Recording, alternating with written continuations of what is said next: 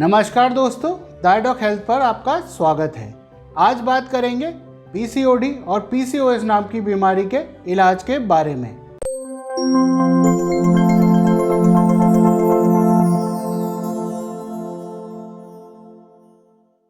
और जानेंगे PCOD PCOS नाम की बीमारी का इलाज कैसे किया जाता है, किन दवाइयों का इस्तेमाल किया जाता है और किन सर्जरियों का इस्तेमाल इसके इलाज में किया जाता है। इस पर बात करने के लिए आज हमारे साथ हैं अजमेर की प्रसिद्ध और अनुभवी स्त्री रोग विशेषज्ञ डॉक्टर दीपाली जैन मैम। तो चलिए शुरू करते हैं आज का discussion doctor Deepali Jain ma'am के साथ। ट्रीटमेंट ऑप्शंस हैं वो मैं आपको सिर्फ समराइज करके बताना चाहूँगी। The details will obviously be shared as per your clinical requirements by your treating doctor, but just let me tell you about the options which are available in different scenarios. अगर हमारे पास में लड़की आती है with concerns of menstrual irregularity, so she is a girl who has delayed periods, what we say oligomenorrhea, उसके periods scanty होंगे, उसका वो बहुत कम टाइम में ब्लीड कर रही है। कई बार हम ऐसे भी पता करते हैं कि अगर एक साल के अंदर where she should be having at least 12 normal menstrual flows, if she has less than 8, then we know that okay, we are dealing with the case of PCOS. So if she has scanty periods, she has delayed cycles, maybe she has heavy flow, so we have to offer her now, apart from the lifestyle modifications, we will have to think about the pharmacotherapy part, and the medication that we generally offer is combined oral contraceptive pills.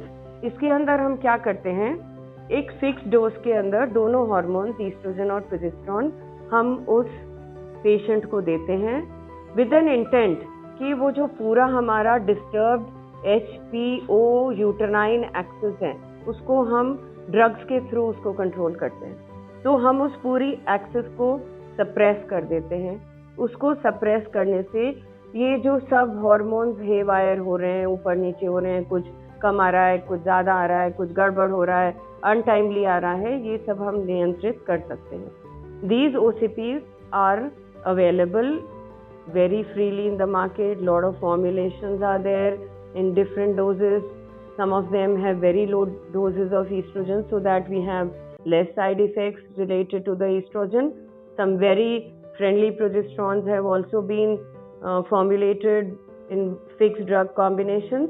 तो मुख्य तौर पे ये कहना चाहूँगी कि OCPs का dose 6 to 9 months के लिए along with what we call as insulin sensitizers. The patient might not be obese. Even if she has a normal body mass index, we can offer drugs which take care of her insulin resistance or maybe impending insulin resistance. So we offer her things like combination में we have something called as myo-inositol and d-chiro-inositol. They are given in a fixed ratio of 40:1. So these are formulations which are easily available. But if we are able to in the lab workup find out high insulin levels and clinically the patient हमको लगती है कि वो मोटापे की category में आती है या उसका BMI ज़्यादा है, तो हम मेटफॉर्मिन भी स्टार्ट कर सकते हैं। मेटफॉर्मिन हम धीरे धीरे स्टेप अप करते हैं क्योंकि मेटफॉर्मिन से कई दफ़ा पेट से रिलेटेड समस्याएं होती हैं, पेन एब्डोमेन हो सकता है, डायरिया हो सकता है, कॉन्स्टिपेशन हो सकता है। तो ऐसे केस में अगर हम पेशेंट को सेंसिटाइज नहीं करेंगे वो जल्दी से थेरेपी को अबैंडन कर देते हैं। जब प्रेस्क्रिप्शन लेके वो केमिस्ट के पास जाते हैं तो केमिस्ट उसको कहता है अरे ये क्या डॉक्टर साहब ने तो आपको डायबिटीज की दवाई लिखी। ये एक बहुत कॉमन सा फीडबैक है। So they again come running back to us, madam what is this, और the parents come to tell us madam what is this, आपने तो डायबिटीज की दवा लिख दी, मेरी बच्ची डायबिटिक थोड़ी है। Right, we have to, so while we are prescribing, at least I consider it my duty to sensitise him that this is the immediate feedback you will get from the pharmacy people. So do not panic. This medicine works obviously wonderfully for diabetics, but अभी हम आपको किस लिए दे रहे हैं? हम आपको इसलिए दे रहे हैं क्योंकि ये आपकी इंसुलिन रेजिस्टेंस को लोअर डाउन करेगी, आपके प्रॉब्लम को नॉर्मल लेवल पे लेके आएगी, आपके सब जो प्रक्रिया गड़बड़ हुई भी है उसको सामान्य तौर पे स्थापित करेगी। तो 6 to 9 मंथ्स का हम ये थेरेपी देंगे। एक छोटा सा पॉइंट यहाँ पे मैं बताना चाहूंगी कि जो हमारी लड़कियां हैं when they start the period, इसको हम मेनार्की कहते हैं, और this the time of puberty when they start the period.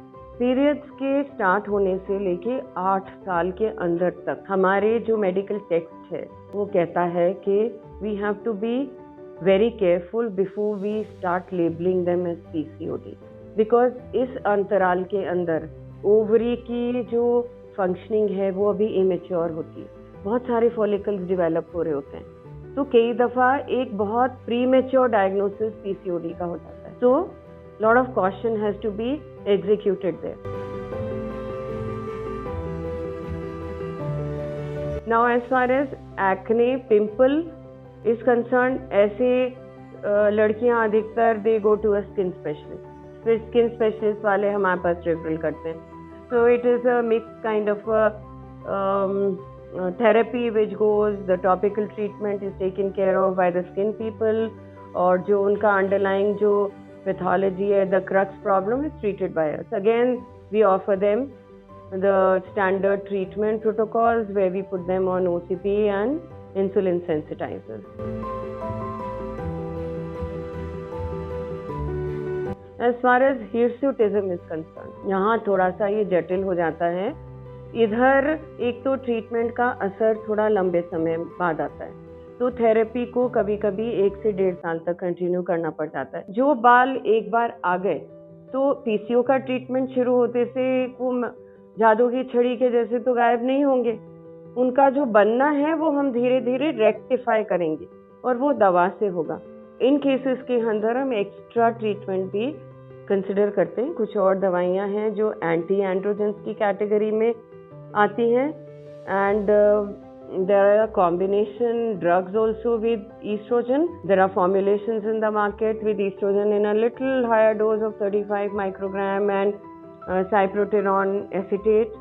तो वो combination should not be the first line of attack for a PCOS, क्योंकि इससे थोड़े vascular और thromboembolic phenomenon ज़्यादा होते हैं। तो I would not really recommend. I would first go in for a straight line OCP management and then follow it up if there is no response. तो anti androgens के अंदर हमारे पास spironolactone भी है, हमारे पास फिनास्टेराइड भी है, और हमारे पास जैसे मैंने बताया स्पेशल कॉम्बिनेशन है जिसमें हम ड्रोस्पेरिनोन और साइप्रोटेरॉन को फिक्स्ड कॉम्बिनेशन में एज अ ओसीपी दे सकते हैं। Infertility definitely is a cause of concern. ऐसे कपल्स को, ऐसी महिलाओं को जहां ovarian factor PCOS is playing the role, we have to first counsel them. Treatment में समय लगेगा, पहले आपका पीसीओएस ठीक होगा, एक बार हम आपका अंदर का जो कुछ हार्मोनल इम्बैलेंस है हम उसको ठीक कर देंगे, आपका वजन नियंत्रित हो जाएगा, उसके बाद में ही हम आपकी ओवरी को अंडा बनाने के लिए स्टिमुलेट करेंगे। हम आपको मेडिकेशन देंगे जो कि कहलाते हैं ovarian stimulating drug, and we have lot of options in this. हमारे पास में क्लोमिफेन साइट्रेट है, wonderfully tested over long period, giving very good result.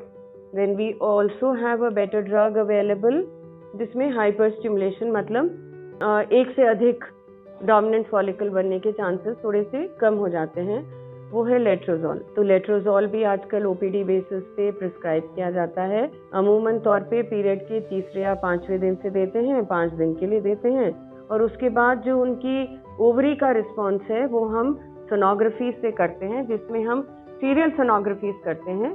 So we start from day 10 of the cycle and we keep following the follicle. So we begin with clomiphene, we can step up the dose. The doctors are going to tell you depending on how your ovary is responding.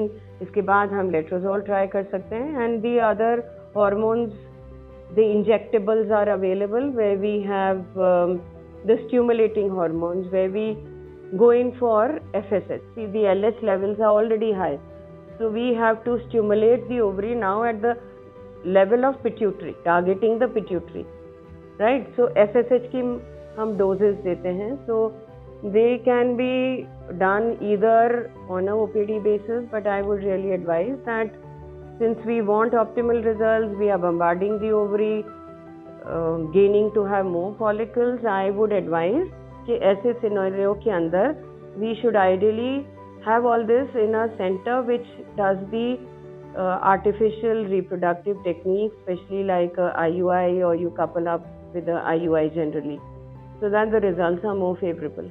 Sometimes when there is no response with all of this, then of course the last resort which comes is the IVF, which we can offer to the infertile patient. Now, surgical intervention for PCO is also considered sometimes in infertile patients, where when nothing works, some people also consider what is called as a laparoscopic ovarian drilling, where they laparoscopically they try to puncture all those unregulated follicles which are sitting there right beneath the surface of the ovary. So when you puncture these so-called dysfunctional follicles, the load of those abnormal follicles goes down, and so the hormonal profile comes back to normal. This is the intent. But believe me, at the end of all this, the carry home message from my side is, do not panic. This is not only a preventable but a treatable disorder. It has a very wide spectrum undoubtedly, but become aware of your problems, seek early help, and after seeking help, kindly be patient in your treatment protocol. Have faith in your treating doctor, give yourself time, bring about the desired changes in your own system, in your body, respect your body, keep it healthy, keep your BMI in limit, and be consistent with your evaluation, your lab workup, and your medication. Thank you so much. तो दोस्तों, आज हमारे साथ थी doctor Deepali Jain, जिन्होंने हमें बताया PCOD और PCOS नाम की बीमारी का इलाज कैसे किया जाता है। इसके अलावा अगर आप PCOD नाम की बीमारी के लक्षण जानना चाहते हैं, जांचों के बारे में जानना चाहते हैं और बचने के उपायों के बारे में जानना चाहते हैं, तो इनके वीडियो के लिंक्स आपकी एंड स्क्रीन पर आ रहे हैं। इसके अलावा भारत के सर्वश्रेष्ठ और अनुभवी डॉक्टरों से संपर्क करने के लिए आप हमारी वेबसाइट www.didoc.com को विजिट कर सकते हैं या फिर नीचे दिए गए नंबरों पर संपर्क कर सकते हैं। इसके अलावा हेल्थ और मेडिकल से related useful, authentic, reliable information के लिए कृपया हमारा यूट्यूब चैनल डायडॉक हेल्थ सब्सक्राइब करें। स्वस्थ रहें, सुरक्षित रहें। धन्यवाद।